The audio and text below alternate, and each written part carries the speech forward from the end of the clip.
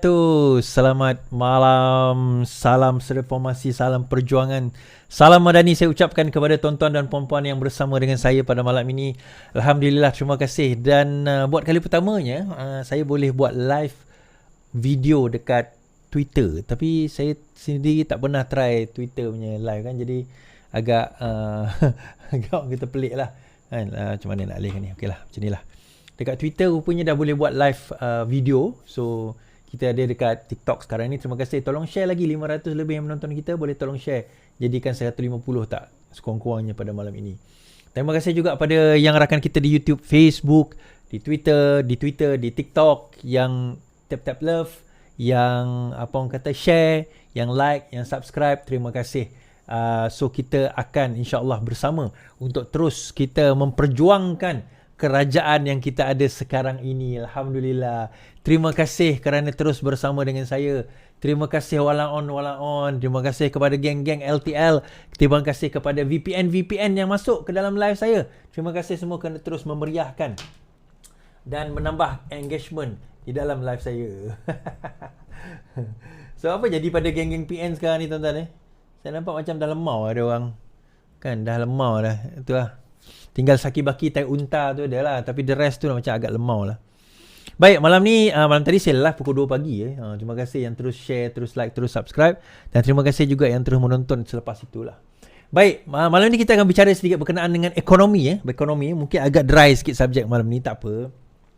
Kita mungkin tak adalah topik yang terlalu heavy ataupun terlalu controversial. Tapi tak apa, live tetap live. LTL, live tetap live. Tak kontroversi ke tak apa ke, itu perkara kedua kan. Ada orang tengok, tak ada orang tengok, macam saya kata, live tetap live. Kita tetap live. So MP Temerloh kata ekonomi Malaysia merudum. So malam ni kita akan tengok sedikit setahun selepas PMX memerintah daripada November 2022. Sekarang ni nak masuk November 2023, lebih kurang setahun, hampir setahun. So apa perkembangan ekonomi dalam tempoh masa setahun ini? Dan siapa yang ada di YouTube, Facebook je yang boleh tengok apa orang kata PowerPoint presentation. Dan siapa yang subscribe sebagai VIP member saya, maka dia akan juga dapat slide inilah insyaAllah. Jadi esok mungkin admin ataupun mungkin dalam 2-3 hari lagi admin saya akan ambil. Setahun, okey, selepas pengampungan harga ayam, apa yang kita perlu tahu? Cerita vaksin kerajaan rugi $500 bilion. Siapa yang salah? Apa kesan anti lompat parti kepada 2 MP yang sokong Anwar? Ratu Naga kata dirinya dianiaya. Baik, terima kasih kepada semua. Dan insyaAllah kita akan bersama malam ni. Dan untuk makluman tuan-tuan dan puan-puan, kita bersiaran pukul 10. Bagi siapa yang tak tahu lagi, ada juga yang tanya, pukul apa nak bersiaran ni? Biasanya pukul 10, melainkan macam malam tadi pukul 2 sebab saya ada balik lewat. Saya fikir nak live ke tak? Nak live ke tak live? Lepas lepas fikir balik, saya kata tak apalah, saya live je lah. Habiskan je lah kerja malam tadi. So saya live. Baik, kita terus crux of the matter.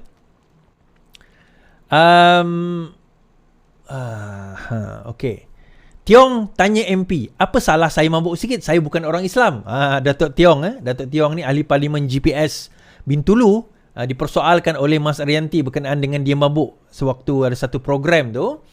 Jadi Tiong kata, apa salahnya saya mabuk sikit? Saya bukan orang Islam. Okey.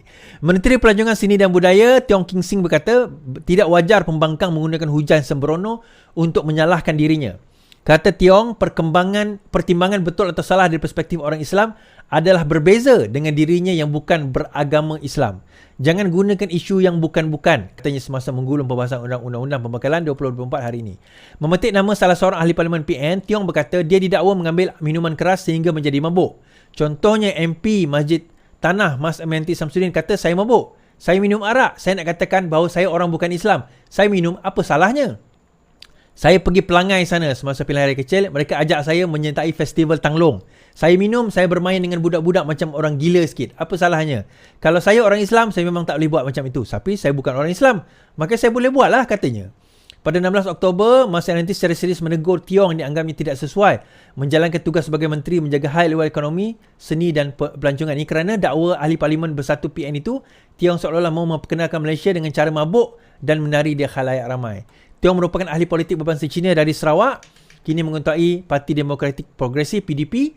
Dia merupakan ahli parlimen Bintulu dan dilantik menjadi Menteri Pelancongan. Kata Tiong, sebagai seorang wakil rakyat, Seorang ahli parlimen wajar memberi perhatian kepada tugas mereka iaitu berkhidmat untuk kawasan diwakili. Tapi jangan komen hal ehwal bangsa lain. Jangan jejaskan keharmonian dan perpaduan negara. Tiong juga menyarankan semua ahli parlimen agar mengambil tanggungjawab untuk membangun industri pelancongan negara. Baik. Dalam hal ini tuan-tuan, dia ada beberapa perkara lah. Kalau Mas Arianti mengasakan bahawa Tiong telah menyalahgunakan masa dia sebagai seorang menteri itu, masa dia ada tempoh di mana dia mabuk sewaktu dia bekerja. Okey lah untuk dia nak mempersoalkan sebenarnya. Itu tak ada masalah. Tapi kalau dia di luar waktu kerja dia atau di luar waktu yang dia bekerja, kalau dia nak mabuk, kalau dia nak minum arak dan sewaktu dengannya, selagi mana tidak menyalahi undang-undang, sebenarnya to be honest apa salahnya? Itu to be honest lah. Sebab Tiong ni, saya kenal Tiong. Dia bukan baru sekarang. Saya dah kenal Tiong ni pada dulu lagi. Dan kami pun tahu, kalau dia ada pesta program gawai, dia ni antara orang yang memang kuat lah. Kata, berpestanya tu dia antara yang kuat. Dan kami ni tak ada masalah pun bab tu. Tetapi itu saya kata, integriti dan juga keboleh mampuan pembangkang saya tak nampak. Bab itu yang dia persoalkan. Bab Menteri Pelancongan bukan Islam minum arak dan mabuk, tu yang dia persoalkan. Kalau mabuk tu sampai dia mendatangkan kecederaan, kemalangan dan sebagainya, menyalahi undang-undang, okeylah kita boleh persoalkan lah. Tapi kalau setakat dia mabuk, dia bukan Islam pun masalahnya. So saya kata kalau kita nak berbahas, ini perbincangan ataupun perbahasan mengenai pembekalan tahun 2024. Sepatutnya pembangkang fokus kepada perkara itu. Fokuslah kepada perkara tersebut. Yang duk sibuk dia minum arak, tak minum arak dan sebagainya, itu lantak dia lah. Aduh, pembangkang sekarang ni pening aku. Dan saya bawa tuan-tuan, ni saya bawa kenyataan daripada MP Temerloh. MP Temerloh bertanya kepada Rafizi berkenaan ekonomi, dan sekarang ini saya akan bercakap sedikit mengenai ekonomi. Baik, kita dengar.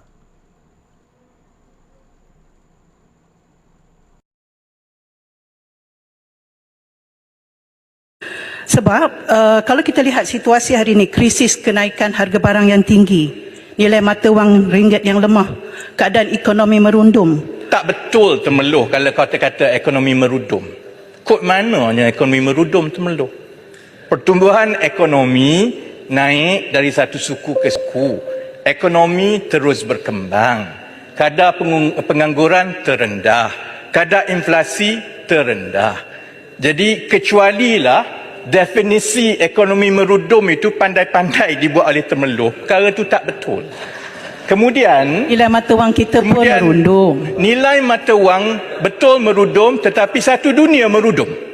Yang tak merudum sekarang hanyalah Amerika Syarikat. Jadi sebab itu keadaannya tak boleh dibandingkan dengan keadaan nilai mata wang sekarang ini dalam suasana ekonomi dan juga perdagangan antarabangsa yang berbeza sekarang berbanding dengan tahun 1998 ataupun tahun 2015. Kalau nak dikatakan nilai mata wang merudum itu sebagai tanda kepada masalah ekonomi negara, yang berlaku ialah bila mata wang merudum, yang lain pun merudum juga. Gaji jatuh, ekonomi tak berkembang, orang hilang kerja, itu baru boleh kata merudum. Yang berlaku sekarang ini di seluruh dunia, mata wang jatuh kerana kita melalui keadaan yang mana kerajaan Amerika Syarikat menaikkan kadar faedahnya, kemudian dunia pula berlaku pelbagai pergolakan dan baik, okey. Now, Temerloh tadi menyebut bahawa ekonomi negara sedang merudum, dalam keadaan ekonomi negara merudum. Jadi Rafizi mempertikaikan, dia kata kat mana yang merudum. Dia kata dengan harga barang naik dan sebagainya, ekonomi merudum. Dia kata kat mana yang merudum. Baik, kita tengok macam mana tuan-tuan. Kalau kita nak bercakap, tu saya kata pembangkang. Kalau kita nak bercakap, kita bercakap secara objektif. Kita bercakap secara fakta. Now, ada komen saya baca tadi. Tengok barang sekarang ini makin naik dan sebagainya. Compare kepada bila? Compare kepada bila? Compare kepada 33 bulan mereka memerintah. Comparekan minyak kepada 3 bulan mereka memerintah. Comparekan ayam 33 bulan mereka memerintah. Comparekan telur, harga telur 33 bulan mereka memerintah. Harga naik atau turun. Sebab itu saya kata, kebanyakan yang bercakap ni, dia bercakap kepada persepsi dia, tapi dia tak pernah bersandarkan kepada fakta. Baik, hari ini saya buat faktanya tuan-tuan. Kita tengok apakah keadaan ekonomi negara kita sekarang ini merudum atau tidak. Dan kenapa saya kata kejatuhan mata wang pada tahun 2021-2022 di mana kita mencatat pada waktu itu kadar terburuk sejak tahun 1997 berbeza dengan apa yang berlaku kejatuhan mata wang sekarang ini. Baik. Malaysian Economic Overview 2023. Now, salah satu indikator pertama kalau kita nak lihat adalah berkenaan dengan Malaysian Employment Rate.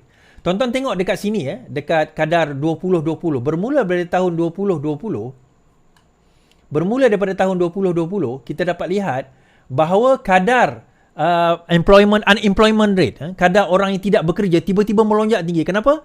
Tuan-tuan ingat tak pada tahun 2020 berlaku PKP, banyak syarikat tutup dan ramai orang dibuang kerja. Tuan-tuan ingat di sini pada masa ini kita mencapai hampir 5.5%. Hampir 5.5% kadar kepengangguran atau penganggur di Malaysia pada waktu ini. Tempoh 2020 dalam tempoh sehingga tahun 2021 kita menghadapi kadar sehingga tahun 2022 kita menghadapi kadar pengangguran melebihi 4.5% daripada tahun 2020 sehingga tahun 2021.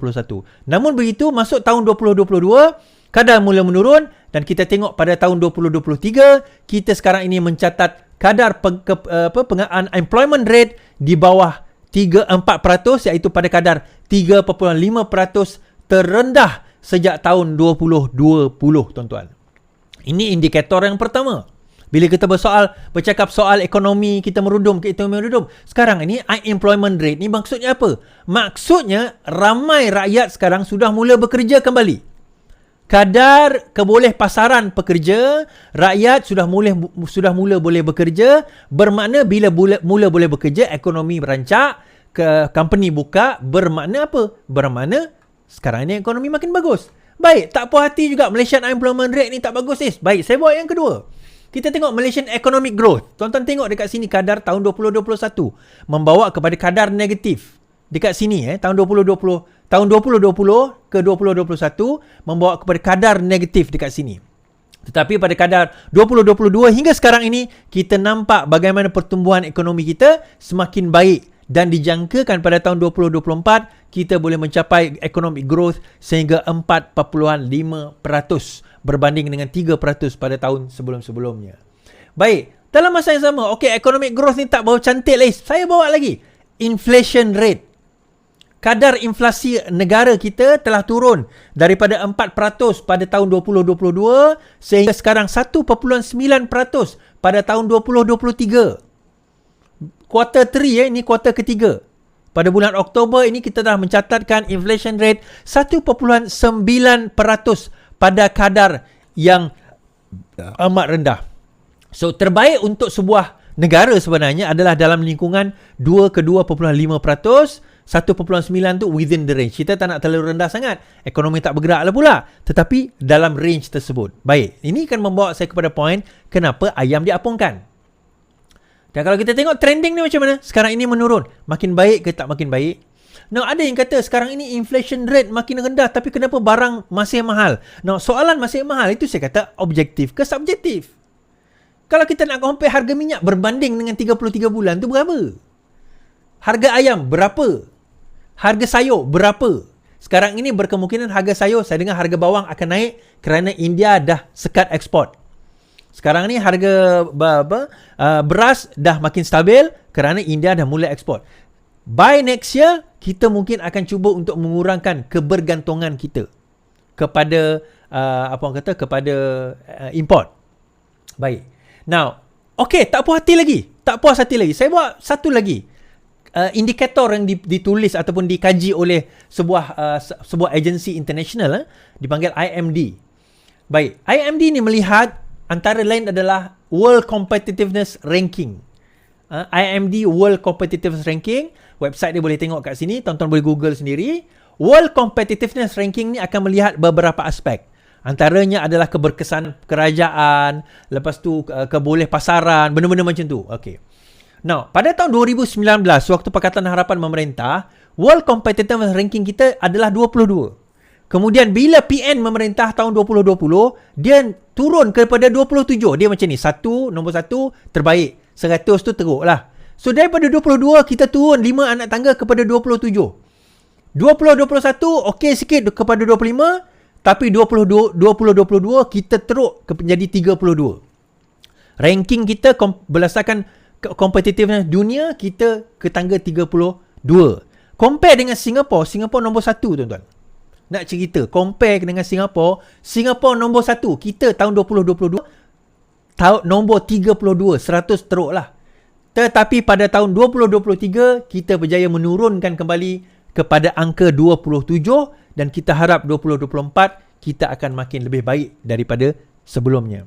Now, okay, bila dilihat daripada economic performance berdasarkan kepada World Competitiveness Ranking juga, IMD juga menyatakan pada tahun 2019 Malaysia mencatatkan angka nombor 11, 2020 9, kemudian 2021 15, 2022 12, akhirnya 2023 daripada segi economic performance, perkembangan ekonomi kita nombor 7 tuan-tuan. Nak compare Singapore nombor 3. Daripada segi economic performance, Singapore nombor 3, kita nombor 7 dunia. Berdasarkan kepada economic performance, World Competitiveness Ranking. Now, dalam masa yang sama, government efficiency, keberkesanan kerajaan. Kalau kita tengok bagaimana tahun 2019, 24, 2020, 30, 2021, 30, 2022, 38. Keberkesanan pegawai kerajaan atau kerajaan kita 38, 2022. Tetapi 2023 kita berjaya meningkatkan balik jadi 29. Nak compare, Singapore nombor 7. Dan juga business efficiency, keberkesanan, kecakapan kita dalam melakukan perniagaan. Kita pernah 18 masa Pakatan Harapan memerintah, 2020 jadi 29, 21 okey improve 24, tapi 2022 kita makin teruk 38. Akhirnya kita turunkan kepada 32 and by 2024 kita harapkan akan jadi lebih baik. Tuan-tuan, kalau kita nak tengok bagaimana kita nak compare dengan Singapore, kita Singapore nombor 8, kita nombor 32. Nah, daripada angka-angka tersebut, kita dapat lihat daripada segi global competitiveness kita, world competitiveness kita, daripada segi doing business, daripada segi keberkesanan kerajaan, daripada segi economic performance, we are improving daripada 2022. Improving. Now, adakah kita yang terbaik? Belum lagi. Tetapi kita improving. Now, adakah soalan yang betul kita tanya, adakah kita menuju ke landasan yang betul? Fakta, data semua saya dah tunjuk tadi tuan-tuan. Daripada unemployment rate, inflation rate, saya tunjukkan juga GDP growth. Saya tunjuk juga World Competitiveness Ranking. Bagaimana business efficiency, economic performance kita improving. Every scale kita improving. Not the best, not yet the best, tetapi kita improving. Meaning to say, dalam tempoh 1 tahun, Datuk Seri Anwar Ibrahim menjadi Perdana Menteri, we are getting better. Of course, kita tak terbaik lagi, tapi kita dah improve. Dan kita nak dia menuju ke landasan yang betul. Dia menuju ke landasan yang betul. Kalau kita tengok, kenyataan daripada dalam Business Times, Malaysia ranks 27th in 2023 IMD World Competitiveness Ranking. Institute of Management Development World Competitive Ranking 2023 reports reveals on Tuesday. Dalam masa yang sama kita tengok tadi dan tuan-tuan boleh tengok apa yang saya cakapkan tadi dalam website ini, imd.org. Tuan-tuan boleh tengok dekat situ berkenaan dengan perkara ini. Kenapa saya nak tunjukkan benda ni tuan-tuan? Ini bahan kepada pembangkang lah sebenarnya. Bukan bahan kepada orang kerajaan. Bahan kepada pembangkang. Gunakanlah data-data ini untuk anda jadi pembangkang yang baik. Gunakanlah data-data ini supaya anda boleh jadi pembangkang yang baik. So daripada ini, barulah kita akan nampak bagaimana perkembangan ekonomi negara kita. Is it going good or is it going bad? Is it going to the wrong direction or is it going to the right direction? Itu yang kita nak nampak. Of course, kita ni umpama kapal yang besar lah. Kita sekarang ni nak turn to the right direction. Jauh lagi perjalanan kita. So sekarang ini kita nak kena bergerak dan kita kena terus bersama dengan kapal ni. Itu tugas saya, itu tugas tuan-tuan. Tugas tuan-tuan membantu kita memastikan bahawa direction itu sudah betul. Sesiapa saja yang cuba untuk nak merosakkan direction itu, kita akan jadi benteng kepada orang tersebut. Kan? Jadi benteng kepada kerajaan bagi menghalang orang tersebut daripada terus kita nak kata nak merosakkan negara kita. Saya nak bagi contoh tuan-tuan, bahawa negara kita cakap politik all the time, ini kita cakap ekonomi pula. Bahawa negara kita now looking at alternative economy. KPKT Koming mengatakan by 2050 negara kita akan zero carbon. Meaning to say berkemungkinan besar kita akan hanya bergantung kepada elektrik, kita mungkin bergantung kepada solar, mungkin wind, mungkin ada renewable energy yang lain berkemungkinan. Mungkin sedikit saja daripada petroleum. Tetapi kita sudah melihat kepada alternatif ekonomi. Dengan adanya benda tersebut, dengan adanya solar seumpamanya, negara luar berani nak invest dalam negara kita. Saya bagi contoh sekarang ini Singapura nak beli elektrik pula daripada Sarawak. Saya baca. Kabel dasar laut, Kerajaan Pusat beri lampu hijau, Sarawak bincang dengan Singapura. Sarawak telah menerima lampu hijau daripada Kerajaan Pusat untuk melakukan perbincangan dengan Singapura berkenaan pembangunan projek kabel elektrik dasar laut dari Tondong ke negara tersebut. Premier Sarawak, Abang Johari berkata pelaksanaan projek yang melalui kawasan Indonesia itu akan membolehkan Sarawak mengeksport bekalan elektrik sehingga 1000 megawatt secara prinsipnya telah diputuskan. Sukacita saya nyatakan bahawa projek ini membekalkan elektrik ke Singapura dengan 1000 megawatt sekarang boleh dimulakan kajian, terutama sekali untuk kita wujudkan projek kabel elektrik dasar laut dari Tondong Sarawak ke Singapura. Now, a very ambitious project. Saya tertarik nak tengok sejauh mana. Sebab dulu, kalau tuan-tuan ingat, tahun 1990-an, diwujudkan bakun asalnya, ideanya nak tarik kabel daripada Sarawak pergi ke Semenanjung. Tetapi pada masa itu dianggap sebagai projek itu tak feasible. Kerana underwater cable terlalu mahal daripada segi kos dia. Dia akan jadi antara underwater cable yang terpanjang di dunia. Kemudian daripada segi maintenance dia pun tak feasible. But that was back in 1990s lah. Sekarang ini kita tak tahu bagaimana keadaan dia. And hopefully benda ini boleh berjaya. So this is an alternative energy yang saya cakap. Alternative economy yang saya cakap, di mana kita boleh generate pendapatan daripada situ. Now, terbaru yang mungkin saya dengar adalah sekarang ini Semenanjung Malaysia pun nak membekalkan kepada Singapura kerana Singapura dasarnya hendak menjadi free carbon by 2050, di mana mereka akan fully rely kepada solar dan renewable energy. So kita tengok nanti bagaimana mereka pada tahun 2050 dan juga negara kita, adakah kita mampu nak mencapai perkara tersebut. Baik. Saya baca satu kenyataan. Satu hari lepas semalam saya tak cover benda ni, tapi hari ni saya cover lah.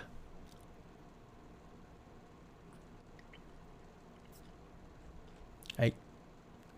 Subsidi ayam tamat Rabu ini. Subsidi telur diteruskan. Muhammad Sabu.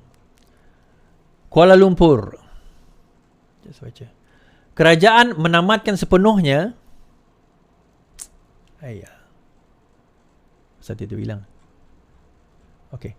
Kerajaan menamatkan sepenuhnya pemberian subsidi dan kawalan harga ayam bermula 1 November ini. Manakala melanjutkan pemberian subsidi harga kawalan telur grade A, B dan C mengikut mekanisme sedia ada.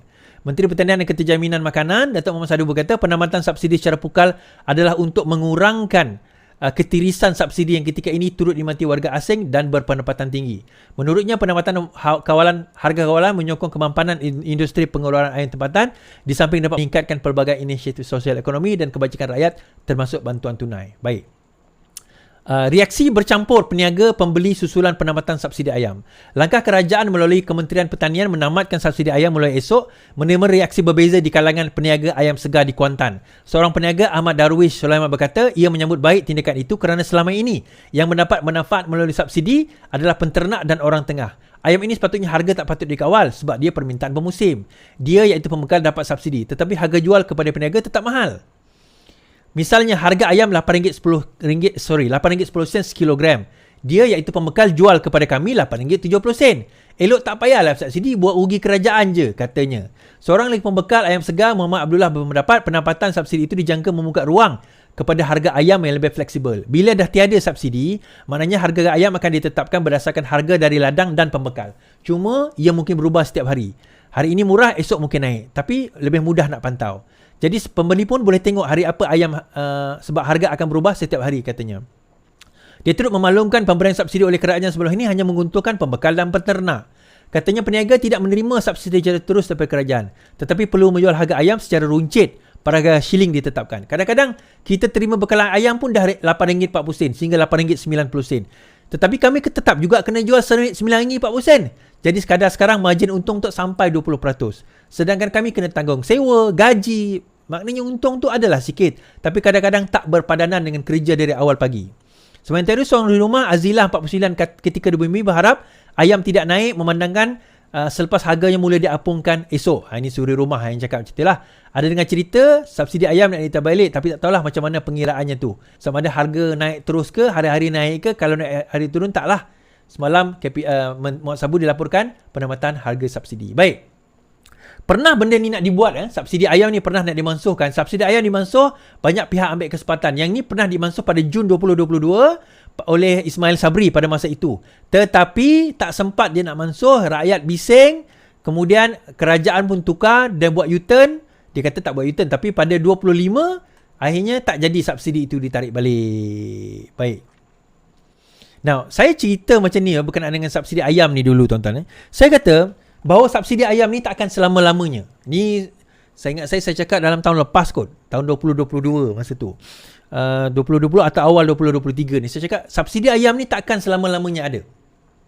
Saya kata subsidi berkenaan dengan ayam ini tidak akan selama-lamanya ada. Dia hanya akan ada terutama pada musim perayaan. Di mana berkemungkinan akan ada shortage. So saya kata biasanya subsidi ini diletak pada hari-hari perayaan.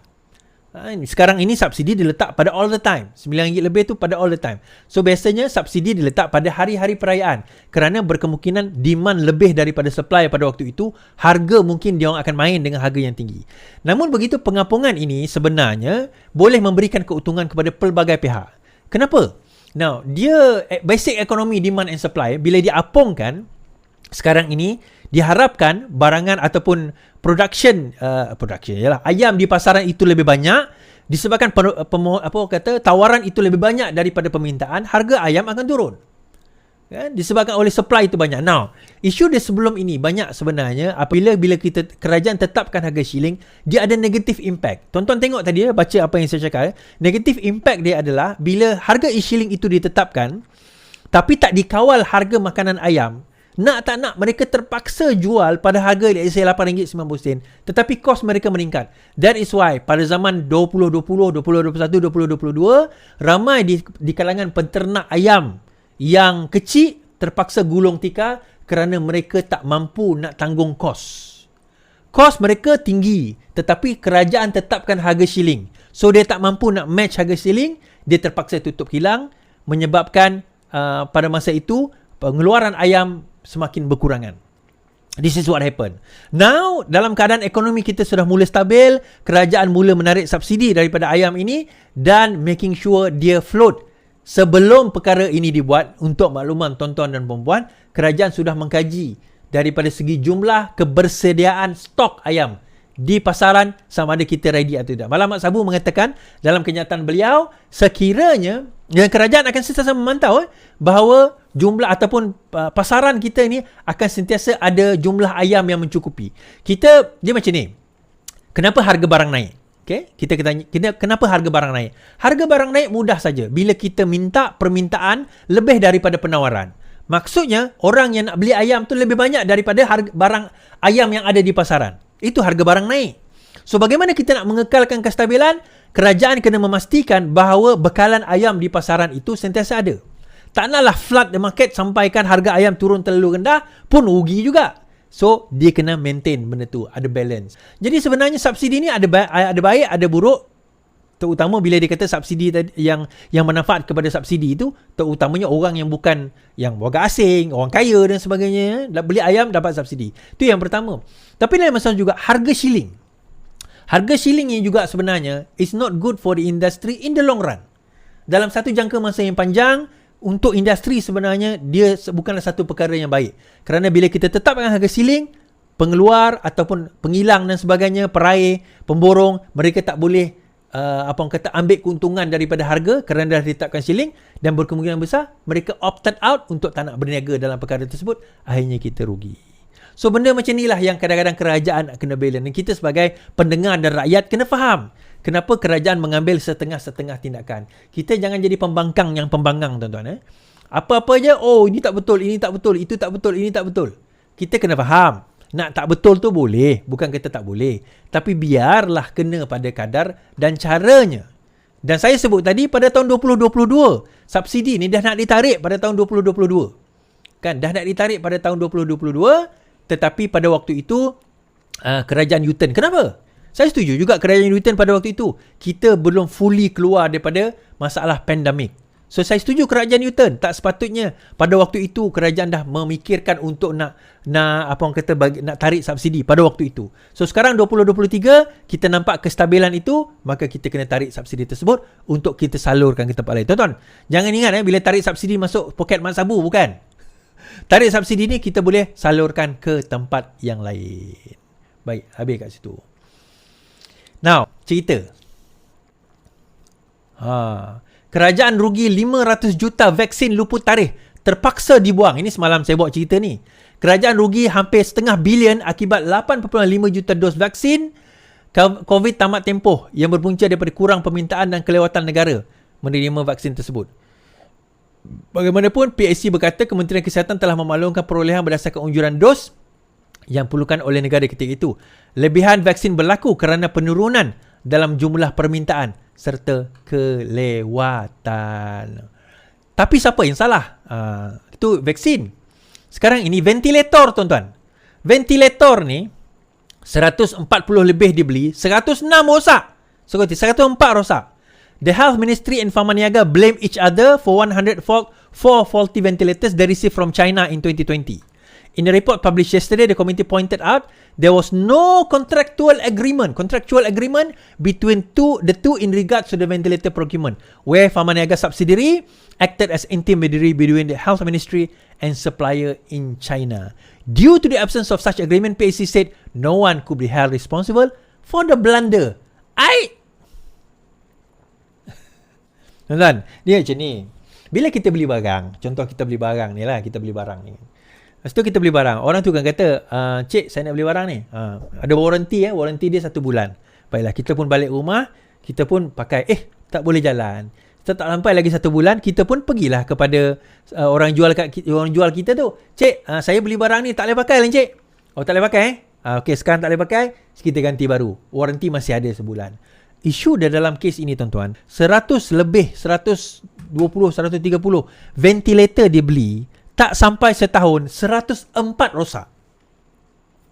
Now, isu dia, kata PSC, tidak ada kontrak di antara KKM dan juga Pharmaniaga.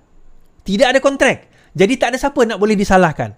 Tuan-tuan, 104 ventilator tak boleh pakai, tapi tak ada siapa salah. Pegawai mana yang pergi luluskan tu?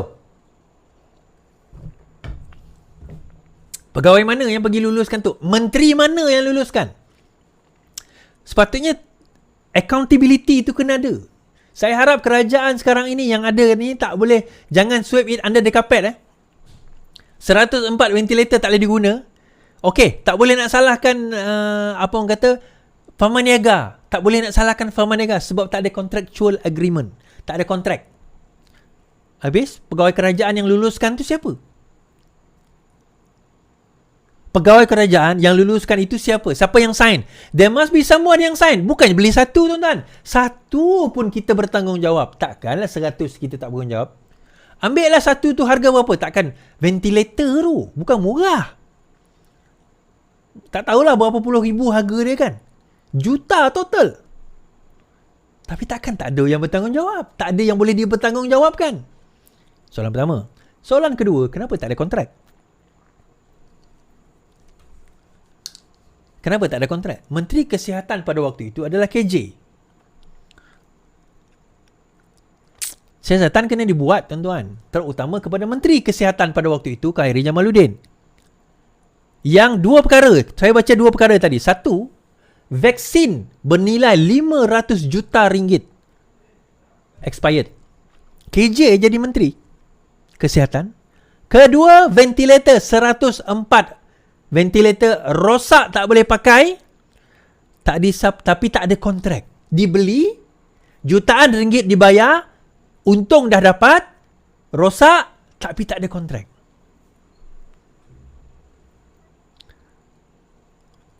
So sekarang ini persoalan dia, siapa nak kena dibertanggungjawabkan kepada perkara sebegini.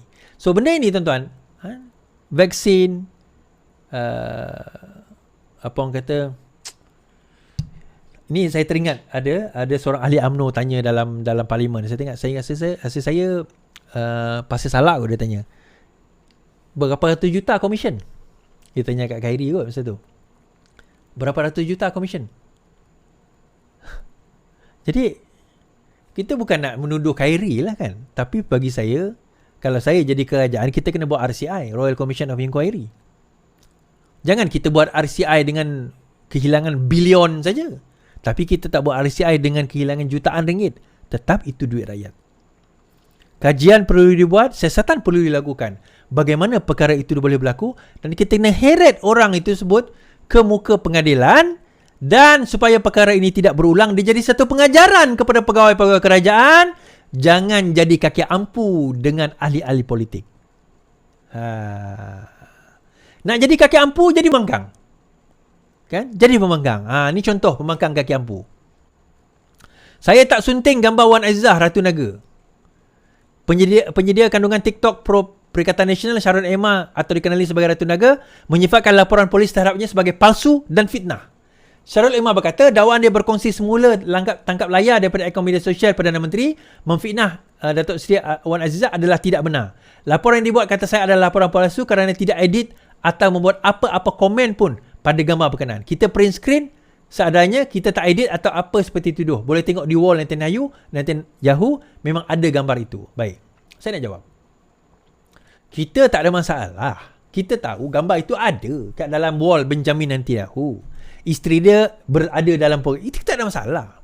Yang kita ada masalah apabila dia menggunakan persepsi untuk mengatakan, dia tak kata, tetapi benda itu yang dibawa dan digembar-gemborkan, iaitu Wan Azizah sekarang ini bersekongkol dengan bini Zionis Israel. Dia tak cakap. Of course dia tak cakap. Bodoh lah dia cakap. Dia tahu benda tu akan makan diri dia. Tapi dia buat perkara tersebut atas dasar apa, tuan-tuan? Dia capture screen tu untuk apa? Dia nak cakap, oh tahniah Kak Wan. Oh terbaik Kak Wan. Dia nak cakap macam tu. Ataupun agenda dia. Kadang-kadang perbuatan kita ni, niat kita ni, kita tak perlu cakap, tak perlu tulis pun. Tapi kita faham apa yang, tuan-tuan, dia capture gambar, dia pergi ke website ataupun pergi ke social media Benjamin Netanyahu, dia screenshot benda tu, Wan Azizah ada dalam gambar bini, foto ataupun dalam social media Benjamin Netanyahu, dia screenshot benda tu untuk tujuan apa? Untuk tujuan apa? Kenapa dia tak ambil daripada gambar Wan Azizah kat dalam dia punya social media? Kenapa nak kena ambil daripada dalam Benjamin Netanyahu? Apa tujuan dia? Tuan-tuan, bila dah terciduk, oh saya difitnah, saya dianiaya, saya difitnah, saya dianiaya. Dia macam tu lah. Buat fitnah dulu. Fitnah. Dah habis fitnah, oh saya minta maaf. Oh saya tak tahu. Oh admin saya yang buat, bukan saya. Itu taktik tau. Taktik. Itu saya kata tadi level pembangkang macam tu. Kita nak kata macam mana? Dah level pembangkang macam tu. Tapi dalam level pembangkang macam tu, pembangkang sekarang ni tu lompat parti tuan-tuan. Bukanlah lompat parti. Sokong PMX. Jadi soalan yang ditimbulkan, adakah dengan menyokong PMX itu dikonsider mereka telah lompat parti? So saya baca. Apa kesan anti lompat parti pada MP PN sokong Anwar? Tindakan dua ahli parlimen PN mengisytiharkan sokongan Anwar menimbulkan persoalan tentang mekanisme Akta Anti Lompat Parti Negara sama ada dia berkesan. Ini kerana di bawah peruntukan anti lompat parti, seorang ahli parlimen tidak secara automatik kehilangan kerusi kerana menyokong Perdana Menteri yang bukan daripada parti mereka. Di bawah perkara 49A, ahli parlimen dipilih sebagai ahli parti hanya akan kehilangan kerusi jika mereka berhenti menjadi ahli parti itu. Bagaimanapun ahli parti dipecat, dikecualikan daripada kehilangan kerusi. Yang ini saya silap sikit. Saya kata yang dipecat akan hilang kerusi. Tapi yang ni dia kata tak.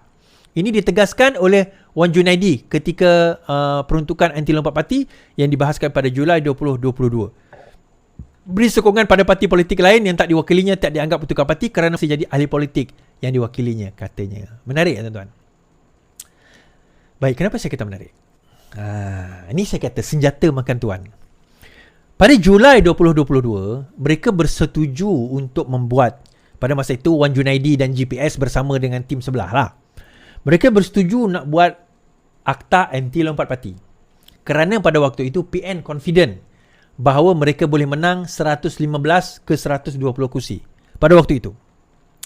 Nak masuk PRU November 2022, mereka confident boleh menang. So disebabkan oleh perkara itu, dia kata tak apalah kita buat. Tapi yang lompat, arti kata dia letak jawatan ataupun dia letak jawatan lah, dia keluar daripada parti, dia masuk parti lain, diconsider sebagai lompat parti. Tapi dia kata kalau dia hanya sekadar menyokong orang sebelah, tidak dikatakan sebagai lompat parti. Ini Wan Junaidi cakap. Baik. Dia ingatkan benda tu okey lah, settle lah kan. Masuk 2022 November, tiba-tiba Anwar Ibrahim jadi Perdana Menteri. Masuk 2023 November juga, Oktober, dua ahli bersatu menyatakan sokongan kepada PMX, tetapi mereka tetap setia kepada parti. Jam tuan-tuan, jam. Nak pecat tak boleh, nak buang tak boleh.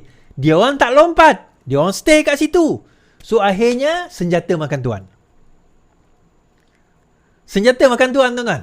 Jam dia kat situ. Selama ni dia orang duk kata bahawa akan ada sokongan, cukup jumlah, ada sokongan, cukup jumlah. Lepas PRN menang, lepas RK menang, lepas PRN akan tumbang kerajaan, lepas PRK akan tumbang kerajaan. Kerana apa? Mereka berharap bahawa 10, 15, 20 ahli UMNO dan juga beberapa PKR atau Pakatan Harapan pergi menyatakan sokongan kepada Muhyiddin Yassin sebagai Perdana Menteri. Tapi benda itu tak berlaku. Sebab apa tak berlaku? Kenapa nak pergi sokong pembangkang? Sedangkan mereka dah jadi kerajaan. Bodoh lah, dah jadi kerajaan tiba-tiba nak sokong pembangkang. Kalau disokong pula Muhyiddin Yassin, apa jaminan mereka yang dah menyokong itu akan dapat kuasa? So mereka tahu mereka tak sebodoh itu. Tetapi Uno reverse, kalau tuan-tuan tahu main Uno tu kan, yang kena persatu yang kena. PN yang kena, tuan-tuan. PN yang akhirnya menyatakan sokongan pula kepada PMX. Dan sekarang ini mereka tak boleh buat apa-apa. Tak boleh kena pecat. Kalau dah pecat, then tak ada kira sebagai lompat parti. Lagi senang kerja. Katakanlah dia dipecat. Okey, kami telah dipecat. Therefore, kami duduk dengan kerajaan, kami bebas. Lagi senang kerja dia orang. Dah Uno reverse. So macam mana? So pembangkang, tuan-tuan, tu saya kata daripada awal ayat saya tadi. Macam mana lah dia orang nak jadi kerajaan kan, dengan keadaan yang begini? Macam mana dia orang nak jadi kerajaan dalam keadaan yang begini? So kita dah melihat fakta, kita dah melihat ekonomi, kita dah melihat perkembangan, kita dah melihat pembangkang yang ada. Alhamdulillah, secara dasarnya negara kita menuju ke landasan ataupun menuju ke track, kita berada di landasan yang betul dan menuju ke arah direction yang betul. Dan kita doakan dan kita berusaha semoga kerajaan ini akan terus dikekalkan sehingga habis term dan insya-Allah kita membawa negara yang lebih baik. Sekian daripada saya. Selamat malam. Selamat beristirahat. Yang penting lawan, tetap lawan. Assalamualaikum.